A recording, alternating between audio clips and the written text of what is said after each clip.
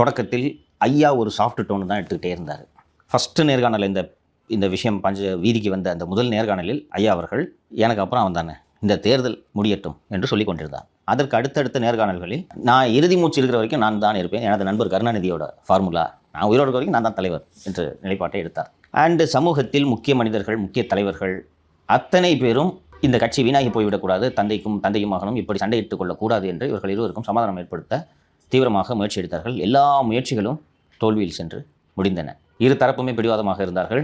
அடுத்தடுத்து ஃபஸ்ட் இந்த பொருளாளர் பொதுச்செயலாளர்லாம் நீக்கினார். அதற்கு பிறகு கொஞ்ச நாள் கேப் விட்டுட்டு கடைசியாக சமூக நீதி பேரவை தலைவர் திரு பாலு அவர்களை நீக்கினார். பாலுவை நீக்கியது செல்லாது என்று அவர் அறிவித்தார். அதுக்கு பிறகு அவர் ரொம்ப பர்சனலாலாம் ஐயாவுக்கு நாம் நேர்காணலில் சொன்னதுக்கு பிறகு ஐயாவுக்கு வயது முதிர்ந்து விட்டது, அவர் அவராக இல்லை, குழந்தை போல பேசுகிறார், அவரை சுற்றி இருப்பவர்கள் அவரை கட்டுப்படுத்துகின்றனர் என்பது போன்ற குற்றச்சாட்டுகளை எல்லாம் திரு அன்புமணி அவர்கள் சொல்லிக் கொண்டிருந்தார்.